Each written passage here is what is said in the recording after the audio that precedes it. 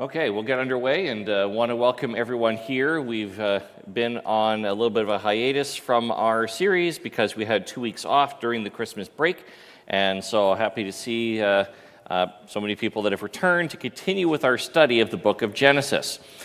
We will be primarily in chapters 34 and 35 today, just as a kind of a refresher of where things are at. We are deep into the life of Jacob, and last week we had read about the reconciliation between Jacob and Esau, and so we are still very much focused on Jacob and the things happening in his family, and we'll see more of that.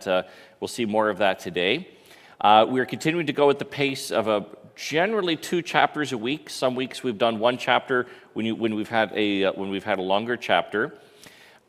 Roughly 8 or so weeks to go in the Genesis series is what I'm estimating, although that could vary by a couple weeks here or there. But if you're sort of wondering how long we'll be in Genesis, well, it'll be until we get to the end. And I'm estimating probably about another 8 lessons is what it looks like at this point. And then after that, we'll see what the topic is. But we still have a lot to do in Genesis, and so if you have your Bibles, feel free to turn to Genesis chapter 34. And we left on a cliffhanger a few weeks ago, where I'd said that chapter 34 is not generally one of the chapters that most Christians focus on a lot in their devotional reading. For those of you that are familiar with all the different kids' story books, you need to read your Bible, and you'll notice that there's a bunch of stories that tend to get left out of the kids' books. I've never seen a VeggieTales episode on chapter 34 either. I'm not sure what the characters would be in that case.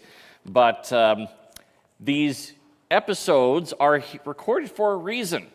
And so not every story in the Bible is uplifting and upbeat. Sometimes you get some real gritty stuff that is recorded for us, and it's recorded for a very good reason. It's because it actually happened.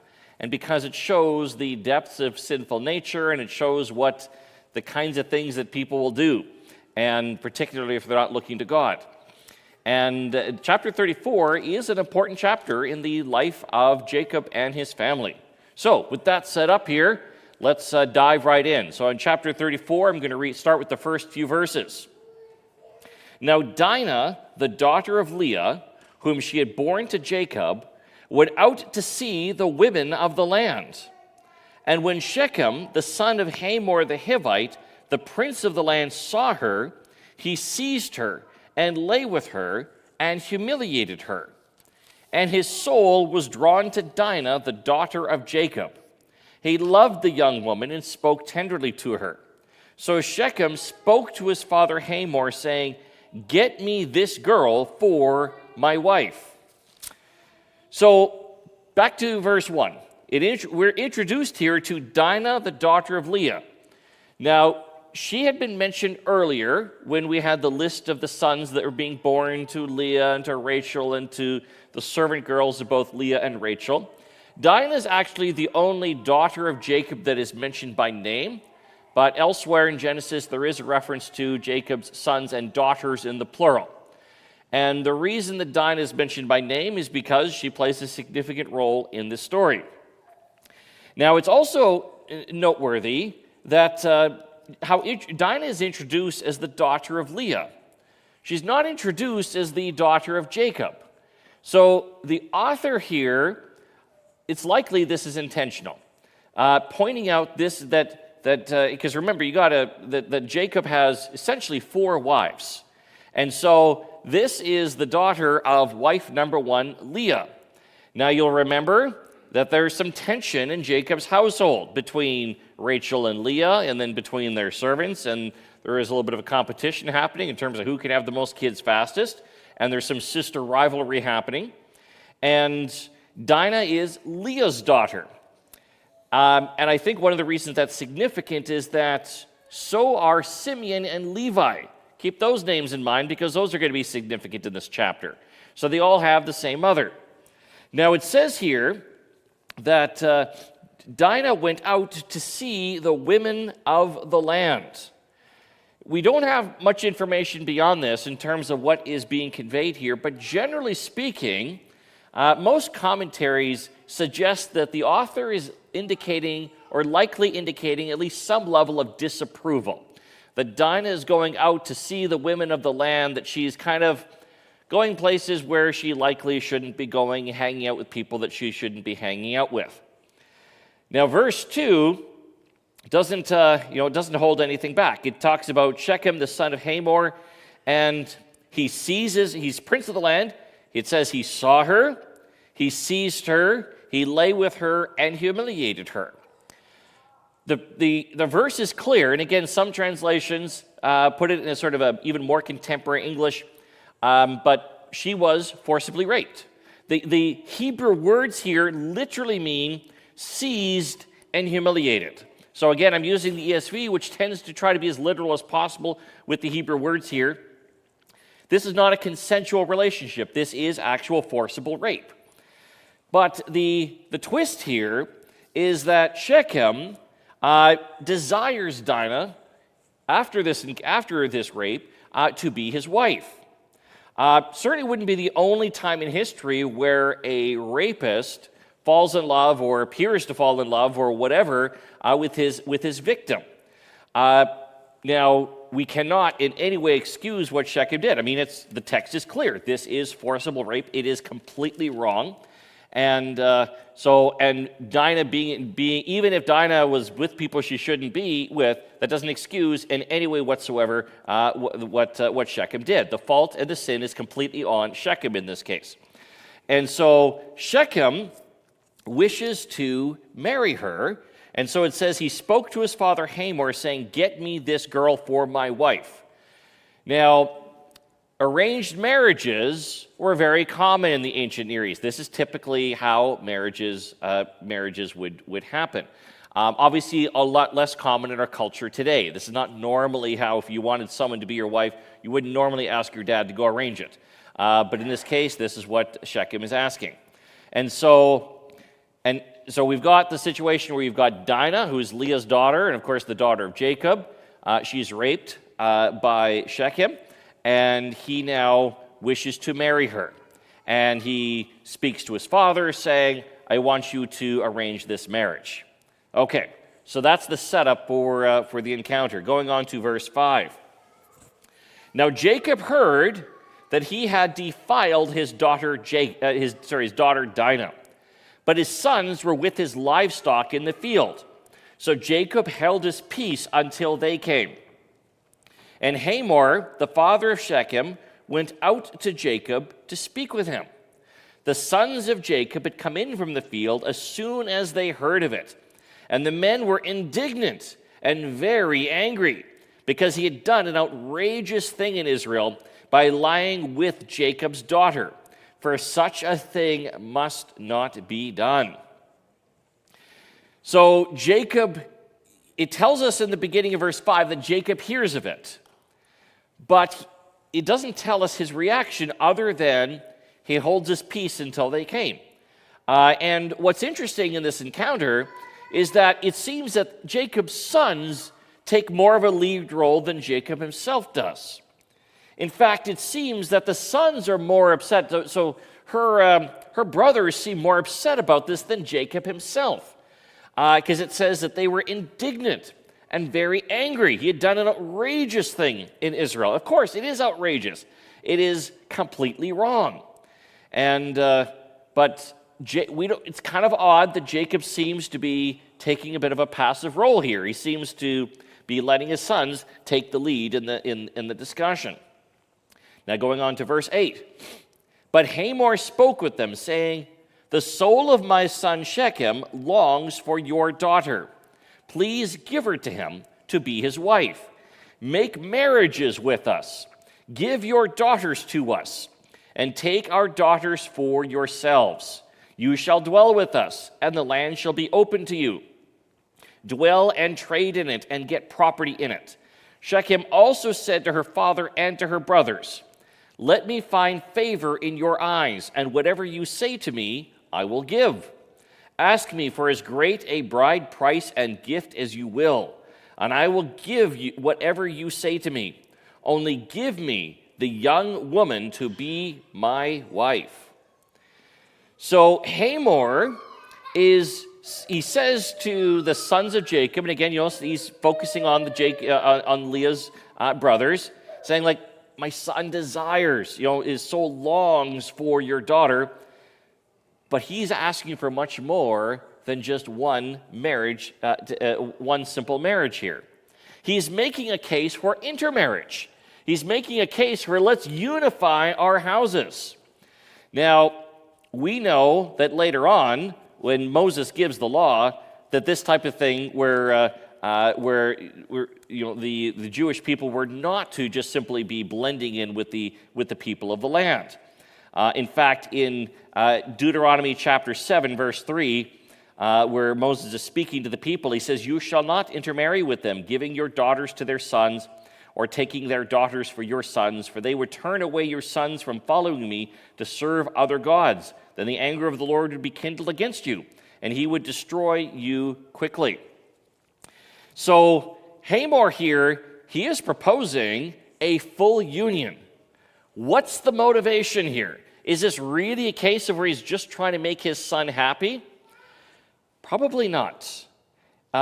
He likely sees this. In fact, it becomes obvious in the text later as a chance to get really wealthy. Jacob is wealthy. His family is wealthy. This is a chance for Hamor to benefit from Jacob's wealth. And by proposing this full union, if Jacob and his sons, if they actually go along with this, if you think about it for a moment, if they all just sort of blend together and it's intermarriage and the families are all mixed together, what happens to the Jewish nation? It potentially ends before it even begins. There's a reason why we think of Abraham and how selective he was about, the wife for Isaac, where he sent his servant far away to a distant land saying, you've got to get the right wife for Isaac.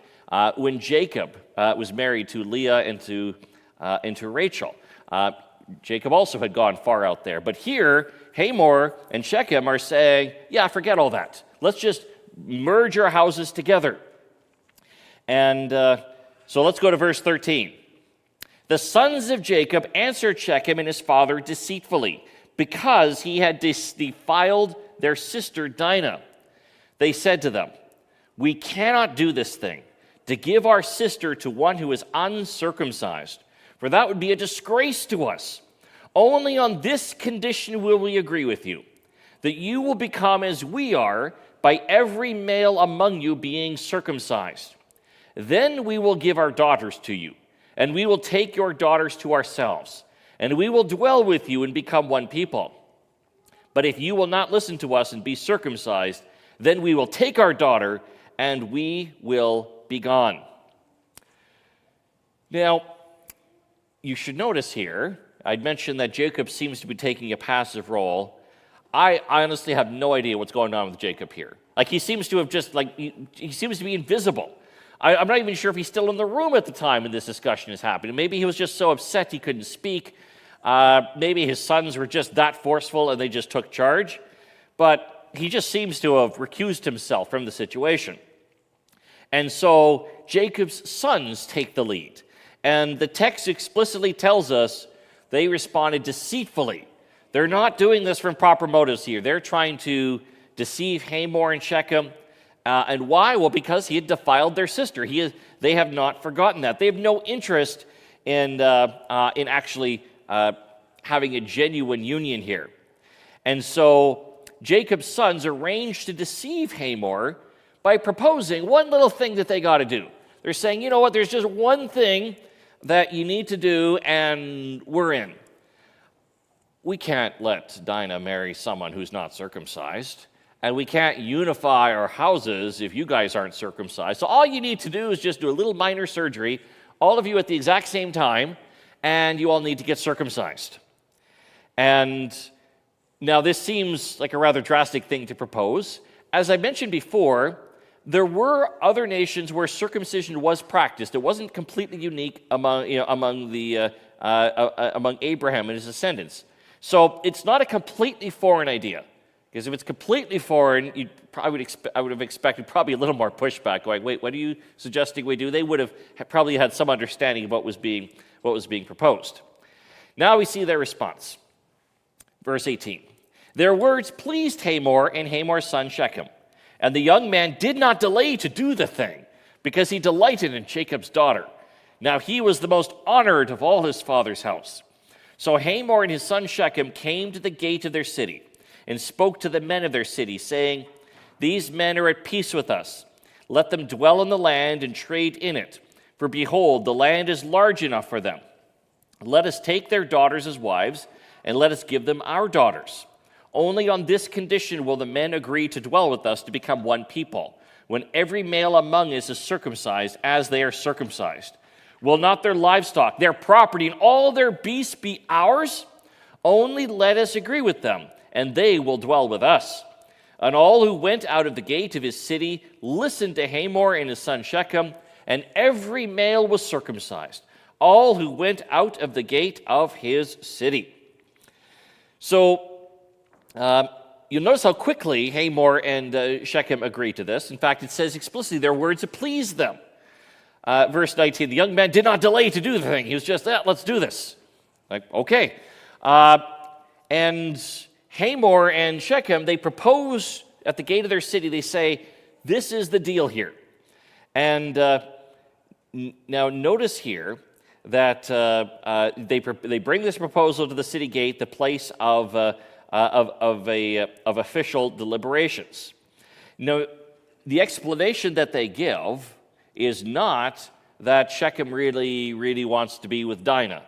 The explanation they give is, if we join with Jacob's family, all their stuff's going to be ours. This is where it's kind of an interesting situation, because Jacob's sons are deceiving Hamor and Shechem, but Hamor is being deceptive as well. He's like, hey, all we have to do is one little thing, and we get all their stuff because it'll all be shared. And so you're probably noticing by now in the life of Jacob, we've got a lot of deception happening. And so we've got two sides that are convinced that they've just totally pulled the wool over the other side. Because, and again in verse 23, where Hamor and Shechem, they're saying, well, not their livestock, their property, and all their beasts be ours. Like, this is a really good deal here. So in essence, you've got like two cycles of deceit and duplicity at work. So you've got Jacob's sons who are deceiving Hamor and Shechem, and then you've got Hamor and Shechem that think anyway that they're deceiving Jacob's family. And generally speaking, when you've got two sides that are trying to deceive each other, this doesn't usually end well. And it certainly doesn't here. We'll look at the next section, then we'll open up to some comments and questions in just a moment. On the third day, when they were sore, two of the sons of Jacob, Simeon and Levi, Dinah's brothers, took their swords and came against the city while it felt secure and killed all the males. They killed Hamor and his son Shechem with the sword and took Dinah out of Shechem's house and went away. The sons of Jacob came upon the slain and plundered the city because they had defiled their sister. They took their flocks and their herds, their donkeys, and whatever was in the city and in the field. All their wealth, all their little ones, and their wives, all that was in the houses, they captured and plundered. So verse 25, on the third day when they were sore, it's so few words to say something that they'd all gotten circumcised and they were in no condition to fight. Apparently, when you're an adult and you go through circumcision, you're kind of out for the count for a little bit. And apparently the third day, right around there, that's when you're in your worst possible shape. So, so as a note here, if you've got a country, you've got a military, don't all get circumcised on the same day because things don't go so well. And so now we hear about Simeon and Levi, two of the sons of Jacob, and it says they're Dinah's brothers. So they're full brothers because they're sons of Leah and sons of Jacob. And it says they took their swords and came against the city and killed all the males. So they kill Hamor, they kill Shechem, because the men are all incapacitated. And it says that they took Dinah out of Shechem's house, they went away, and then you see in verse 27, the sons of Jacob came upon the slain and plundered the city because they defiled their city. So now, it seems you've now got other sons of Jacob that are involved, not just Simeon and Levi. They're involved in the plundering. But it only mentions Simeon and Levi doing the actual killing. Are they uniquely violent? Certainly seems that way. And in fact, later on in chapter 49, when Jacob is giving his pronouncement over what's going to happen with his sons, he basically comes out and says it. It's certainly possible that they were uniquely violent. And so you've got this ironic situation where Shechem and Hamor thought, hey, we're going to get all this stuff here by intermarrying our families, and in the end, they actually get killed and they lose all their stuff. So definitely a word about this would have gotten out. And now we go to verse 30, and suddenly Jacob shows up. Then Jacob said to Simeon and Levi, you have brought trouble on me by making me stink to the inhabitants of the land, the Canaanites and the Perizzites. My numbers are few, and if they gather themselves against me and attack me, I shall be destroyed, both I and my household. But they said, should he treat our sister like a prostitute? So it's interesting that Jacob makes a reappearance in the story. I mean, where he's been all this time, off to the side, quiet. Maybe he was just too grief-stricken by what had happened to Dinah that he couldn't be involved in the conversation. But now he rebukes Simeon and Levi, saying, you brought trouble on me. You know, he uses strong words, but nothing really beyond that. He just rebukes them. And the word that's used, translated to stink, is the Hebrew word ba'ash, which in some translations we translated as obnoxious. You have made me obnoxious to the people of the land. No doubt this has not been good for Jacob's reputation in the area. And Jacob is correct to observe that, there's more of them than of us. Like, you guys, you've really put me in a bad situation. And the response of Simeon and Levi is, yeah, should he treat our sister like a prostitute? Basically, so like kind of a zinger type response saying that, no, that's... we're not interested in the rebuke here. Obviously, some tension in the family. And notice how they refer to Dinah. They say, should he treat our sister? Notice they didn't say your daughter. The emphasis is our sister, the full blood connection. This, we're not going to allow this. Basically, an implicit rebuke to their dad, saying, if you're going to sit back passively, we're going to take action. So you could probably still open up to comments and questions in just a second. You're probably noticing why this story doesn't make it into a lot of sermons. I've actually never heard a sermon on the Dinah incident. Maybe there's been one here in the past, but I've never heard one anywhere. It doesn't make it into any kids' storybooks. I've never seen it. And I think there's some reasons for that. I mean, it's obviously kind of graphic. It's gruesome. And it's also, frankly, it's unclear. There's no obvious good guy and bad guy here. Like, everyone just seems bad. There's no one in this story that I'm looking at and going, yeah, that's commendable. Jacob doesn't come across very well. Here he comes across as being passive when he's supposed to be assertive, and then trying to cover himself at the end by like a lame rebuke at the end, but doesn't accomplish anything. His sons come across as hotheads, and two of them in particular as murderers and deceivers. That's not very good. Hamor and Shechem come across as deceivers, and don't forget, Shechem is a rapist, and everyone just seems bad here. It's just a bad incident, and incidents like this, it's hard to sort of come up with, here's your moral of the story, other than to remind us that sin is real. These things really did happen, and it's that Jacob, he's a man of God, but that doesn't mean he's perfect. That certainly was not a perfect father, and it's a good reminder to us today. Okay, let's open it up to comments and questions. Yeah, Ruth. A couple of questions, several questions. One, what was the timeline here? Like, how long between the time they left Laban and that situation until this time? Because the boys, when they left, were kind of teenagers. Yes. Still kids. Yeah. So now they were obviously more mature men. So secondly, you spoke about the contamination of the race. Mm-hmm. Married, but who did they marry then? Because if they were supposed to keep the Hebrew race pure, like, where were the wives of all these people? Where did they get them from? Yeah, those are good questions. In terms of the timeline question, I'm actually it's not explicitly clear. It's likely at least a number of years past the incident where he reconciles with Esau, but in all likelihood, again, the Genesis isn't purely in chronological order, but it's largely in chronological order, and it's only afterwards in chapter 35 that we read about the birth of Benjamin.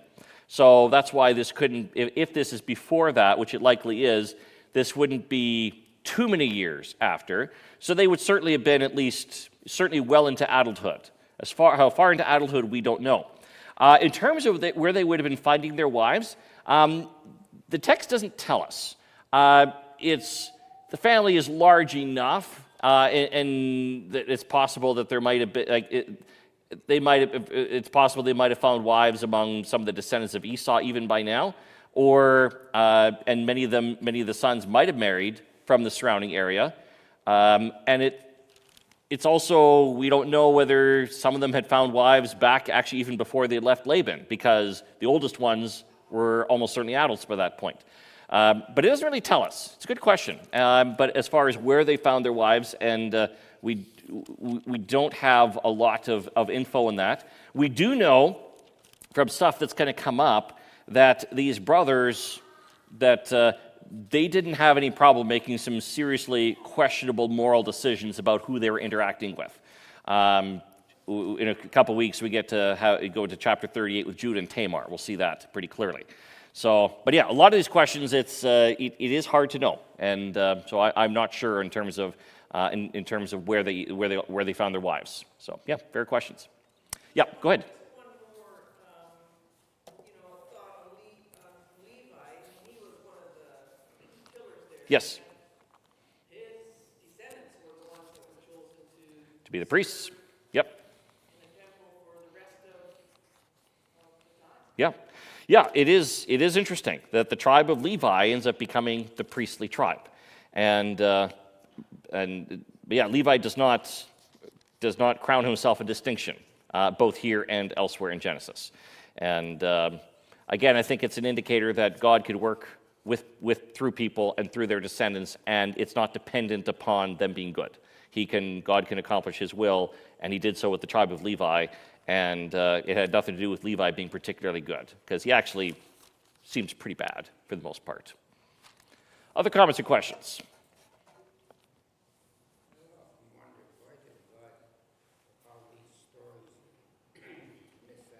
Yep.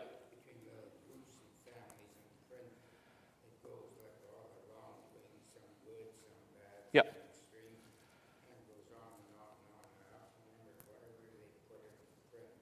Yeah, good question. And the question is sort of, why did God allow this to go in here? Why is this in print? Where we got this up and we got this real down, why not just sort of clean up the narrative and just have just focus on the good things? And,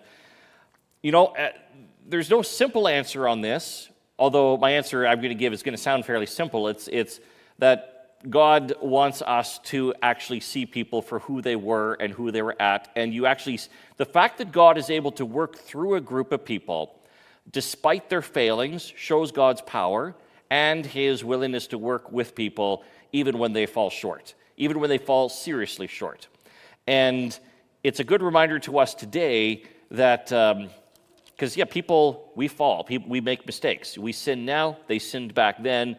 I actually think that if all the bad stuff was taken out and we had only a sanitized Old Testament and nothing bad, I'd be reading a lot of it and going, boy, I'll never get to any of this level. There's not a chance that I'll ever be like Jacob or Isaac. I can't even go in.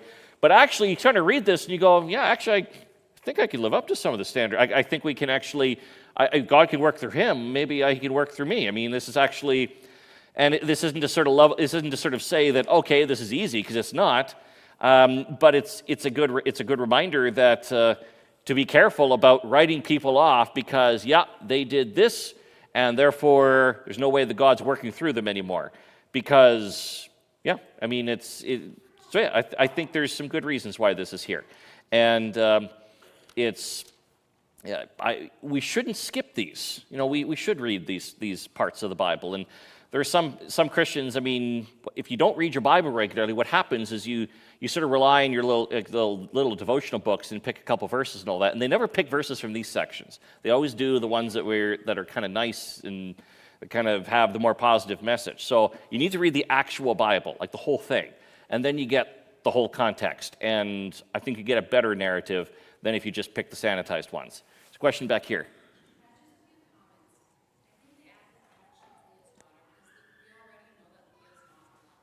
Mm-hmm. Yeah.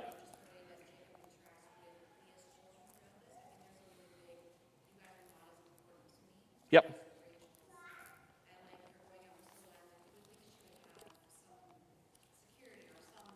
Mm-hmm.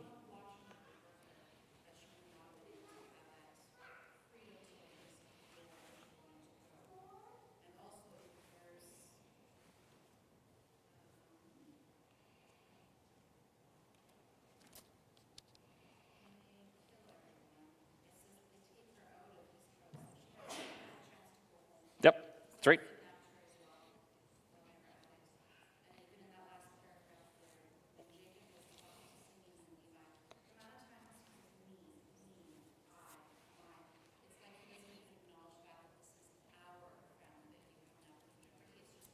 Yep.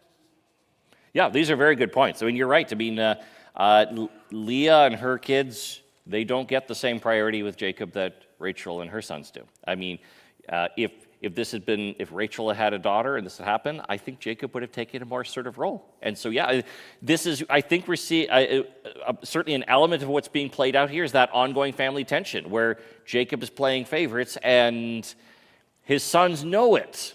And you could just imagine being there and watching Simeon and Levi getting this lecture from their dad, and they're going, "Okay, Dad, seriously, should he treat our sister as a prostitute?"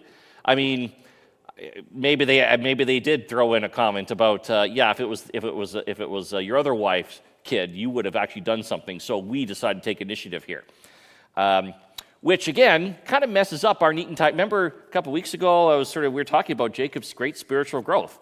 And because he's shown great spiritual growth, and then you look at this and you go, boy, he really comes across badly here. Spiritual growth isn't a straight upward trajectory. Maybe for some people it is. I don't know anyone that it's just straight on up. It tends to be up and down, and sometimes way down. And this is definitely a way down here because I'm not. If you just read this story in the isolation, this just comes across as just a really bad story, where everyone is bad, as just various degrees of bad. Yes? I don't know. I don't know. It might say, I don't recall it saying later. Maybe someone would know, but I don't think so. I don't think it doesn't say anyway.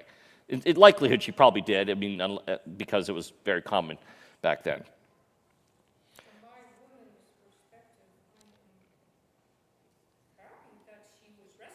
Yeah.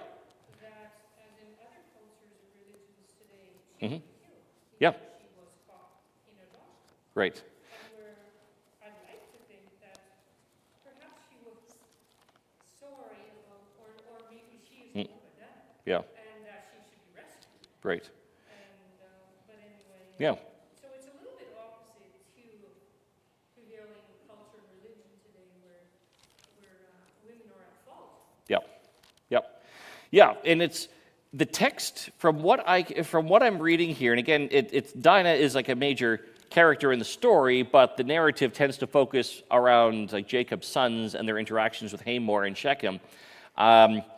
The primary blame does seem to be more in terms of the whole situation here.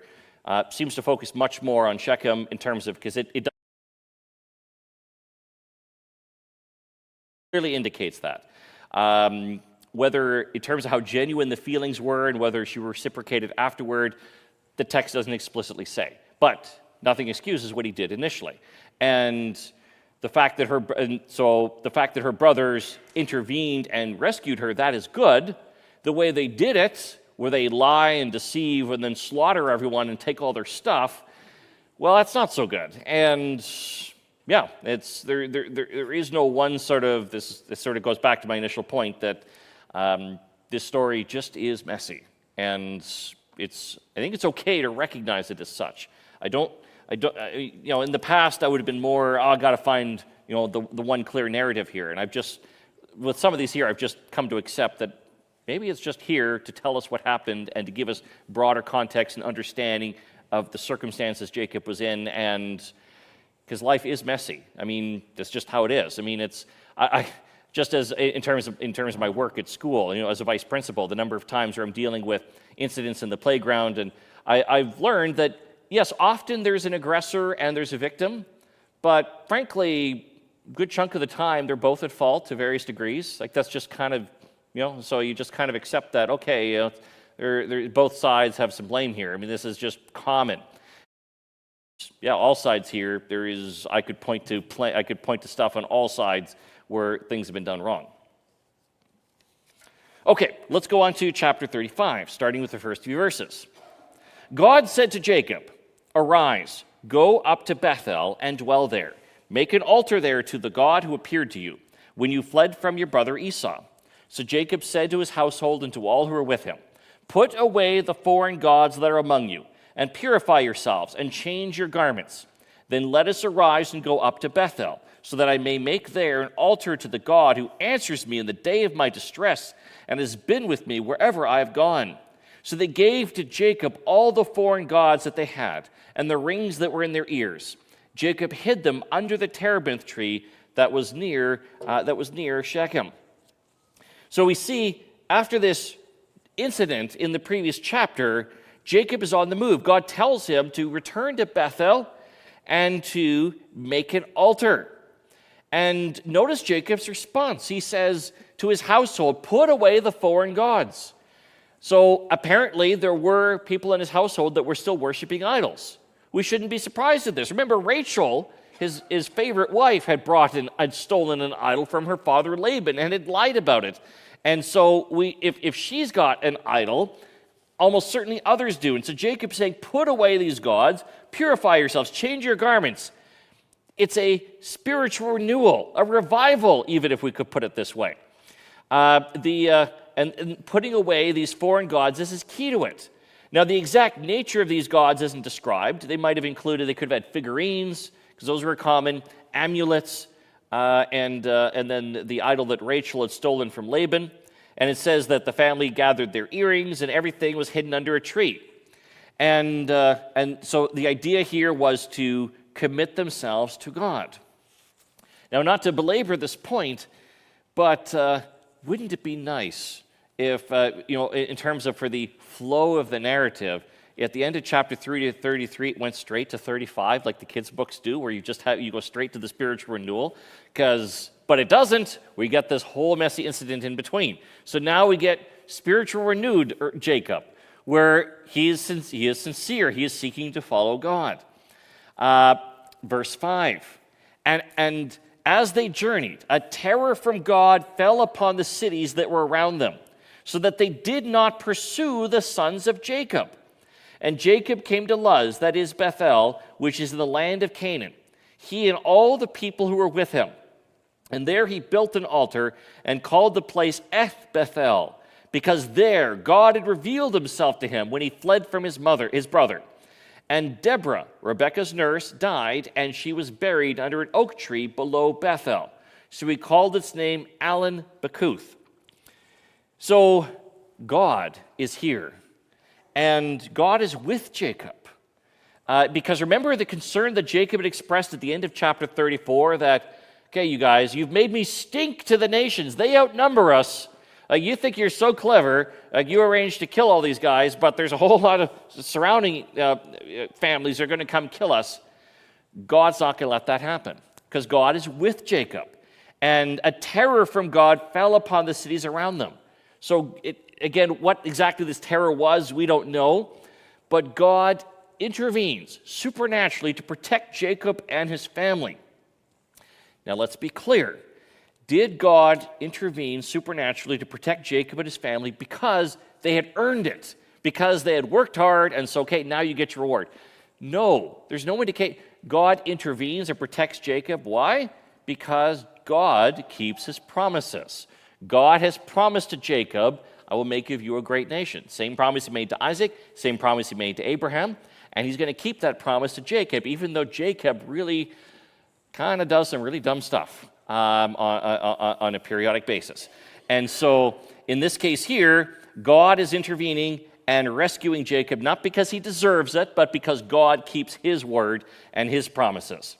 And so, we then see that that he comes to Luz in the land of Canaan and builds an altar. And then many of your Bibles have little footnotes that have the meaning of these. El Bethel simply means God of Bethel, and then it says in verse 8, Deborah, Rebekah's nurse, died. Now, Deborah actually had not been introduced by name before, but she actually has been mentioned. In Genesis 24, verse 59, when Rebekah was being brought to see Isaac, where they ask Rebekah, will you go with this man? Verse 59 of chapter 24. So they sent away Rebekah, their sister, and her nurse, and Abraham's servant and his men. So now we know the name of Rebekah's nurse, and why is Rebekah's nurse with Jacob and family? Well, in all likelihood, Rebekah has probably been dead for some time. We actually never see any indication that Jacob ever saw Rebekah after Isaac and Rebekah sent Jacob to Laban. So most scholars agree that Rebekah had likely died sometime earlier, and so that would explain why Rebekah's nurse is with Jacob for protection. And so it sort of comes full circle here, letting us know that Rebekah's nurse has died. And Alan Bacuth means oak of weeping. Going on to verse 9. God appeared to Jacob again when he came from Paddan Aram and blessed him. And God said to him, your name is Jacob. No longer shall your name be called Jacob, but Israel shall be your name.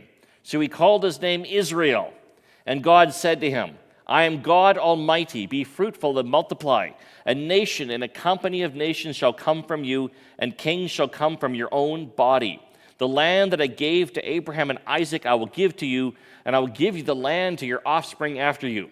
Then God went up from him in the place where he had spoken with him.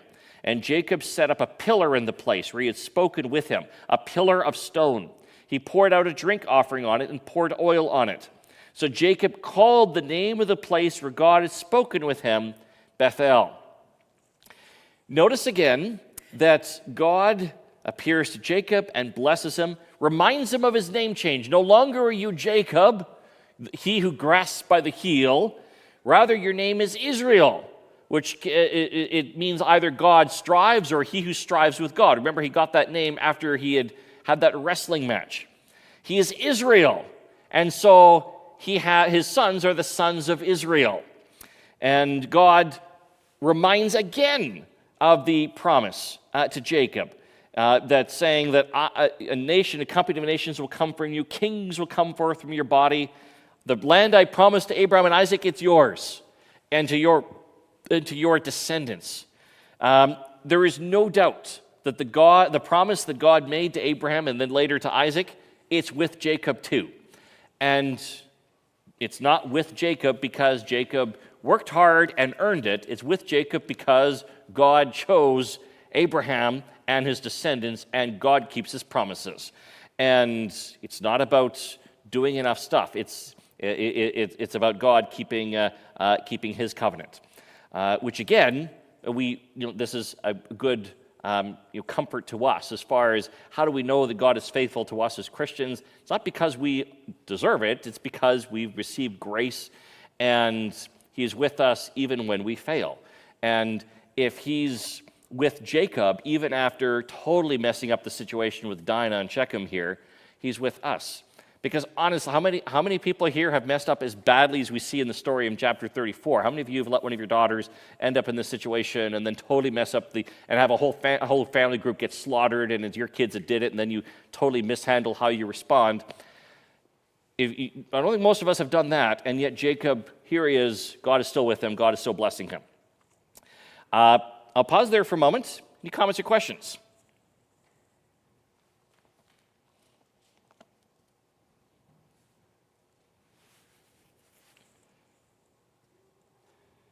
Okay, well, let's go on to verse 16. Then they journeyed from Bethel. When they were still some distance from Ephrath, Rachel went into labor, and she had hard labor. And when her labor was at its hardest, the midwife said to her, "Do not fear, for you have another son." And as her soul was departing, for she was dying, she called his name Ben-Oni, but his father called him Benjamin.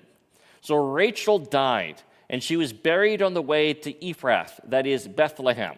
And Jacob set up a pillar over her tomb. It is the pillar of Rachel's tomb, which is there to this day. Israel journeyed on and pitched his tent beyond the Tower of Eder.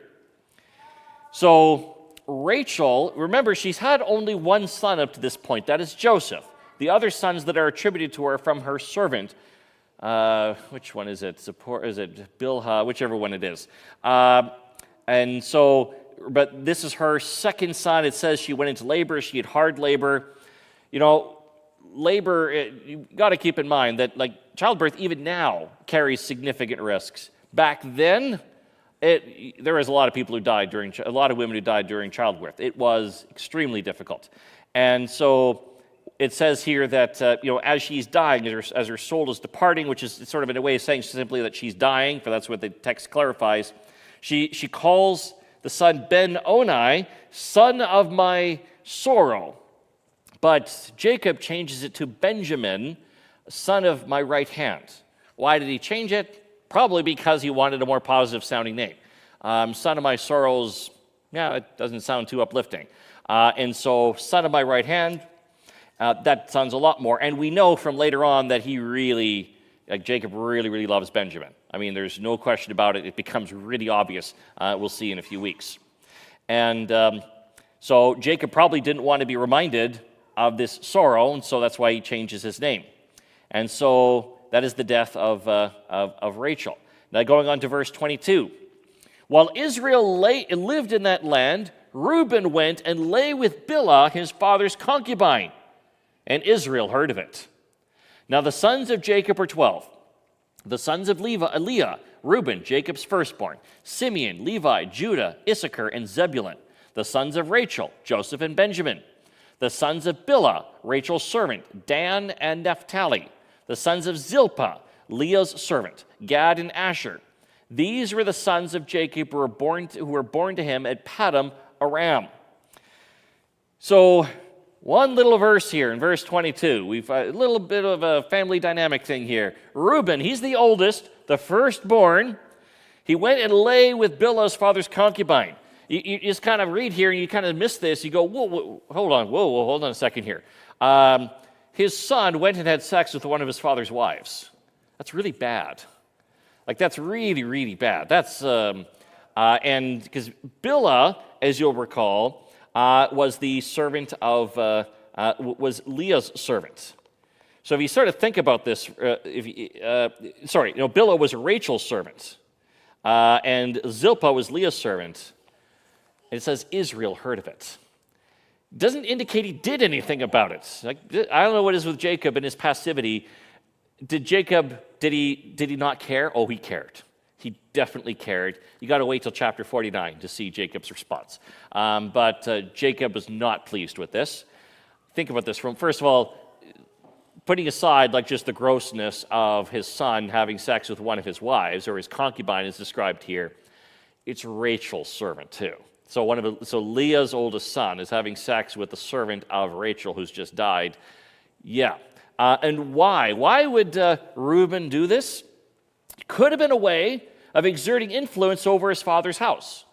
And if you're sort of going, well, that sounds like a really strange way to do this, it was more common than you might think in that culture and time. Remember when those of you who are with me, when we studied 1 and 2 Samuel, remember when Absalom was leading the rebellion against his father David, and Ahithophel, his first piece of advice to Absalom was, okay, first thing you got to do, Absalom, is you need to get on the rooftop, get all of your father's concubines that are left behind, and have sex with all of them in public so that people will see that you're in charge now. Like, that was literally the advice. So that was a way of asserting kind of authority over a house. We do see later on that it costs Reuben dearly. He loses his firstborn status. Jacob does not forget about this. but he also doesn't seem to deal with it at the time.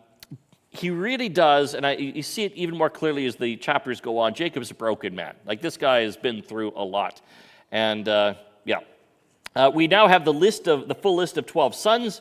And again, noticing they're all part of the nation of Israel. So with both Abraham and Isaac, you had only one son that would continue on in the promised line as far as being part of this nation. Now, 12 sons of Israel, becoming, of course, the 12 tribes of Israel. Now, only one of those sons is going to be the Messianic tribe. That's Judah, not Reuben. And we will see why later. Last couple verses here, and then we'll wrap up. Verse 27, and Jacob came to his father Isaac at Mamre, or Kiriath Arba, that is Hebron, where Abraham and Isaac had sojourned. Now the days of Isaac were 180 years. And Isaac breathed his last, and he died and was gathered to his people, old and full of days, and his sons Esau and Jacob buried him. So Isaac dies. He actually lives longer than Abraham had. Abraham had made it to 175. Isaac had lived to 180. And so Isaac breathes his last. He dies. And the phrase, he was gathered to his people, again, sort of it's a common phrase that was used to describe like the family coming together in death, and then he's buried. And Esau and Jacob buried him. So the reunion, like they come back together again. So they are at least partially reconciled, which that is certainly good to see. Now, I'll open up to comments and questions in a second here for the last little bit. Points of application. Okay, this one is a little tougher here. I had to sort of think about this because, what would be some practical things we can take out from this? One point that does stand out to me is that we need to remember that taking revenge on others often makes things worse because, it's this what Simeon and Levi do. Yes, they rescue Dinah, but they do it in the most bloody, gruesome way possible to inflict maximum damage and plunder. And if it wasn't for God's intervention, they probably would have been wiped out. Let's not forget that. Jacob's analysis of the political situation is correct. There's way more of these guys than of us. You've now done something that's made them all mad at us, and we're in serious trouble. We got to get out of here. And fortunately for Jacob, God intervenes and puts terror on the hearts of those around, so their lives are saved. But if God hadn't supernaturally intervened, that would have been the end of Jacob and his family in all likelihood.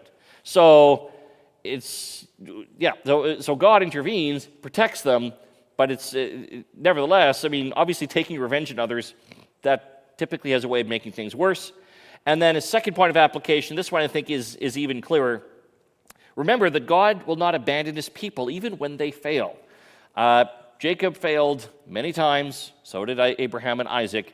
God didn't abandon them, and he doesn't abandon us today either. You sort of think of Romans chapter 8, that what can separate us from the love of God. That's not just in the New Testament, that's in the Old Testament as well, as far as the principle there. And it's a good thing for us to keep in mind. Just a moment or two left. Comments or questions?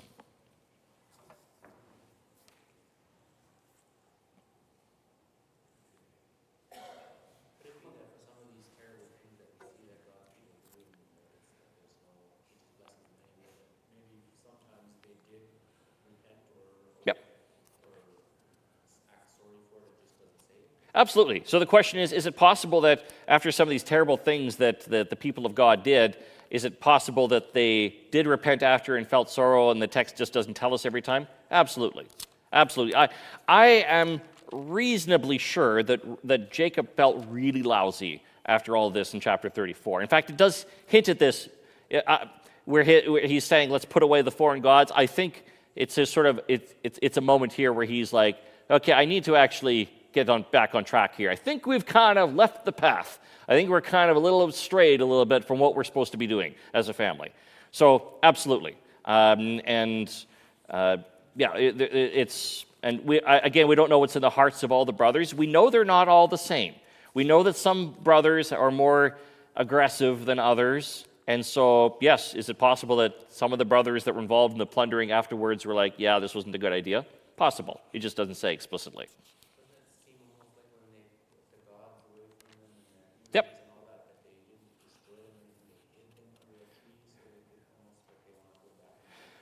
Yeah, I don't think so. Like the idea of like putting the gods away, hiding them under a tree, like it's sort of like what you're doing with that. Like you are putting them away. Like you're like burying them. You're sort of putting them. You're actually saying clearly these are powerless. Like when you sort of you take an idol and you kind of bury it and you put it away, you're basically desecrating that idol. So I would tend to read it more as it certainly seems to be a wholehearted rejection, at least in that situation. Okay, we're in the last, we're just at 12 here, so I'll have to close. I'll close with prayer. Next week we are in chapters 36 and 37. We get to have genealogy fun in chapter 36, and then 37 we get introduced a little bit more to Joseph. So I will close with prayer, and then we're dismissed. Heavenly Father, Lord, I just thank you that for the reminder that we have that even in the midst of these difficult and messy stories, that your faithfulness shines through, that you love your people and that you are faithful to your covenants even when we fail. And Lord, I just ask that you help us to remember that, strengthen our faith, and help us as we share that faith with others.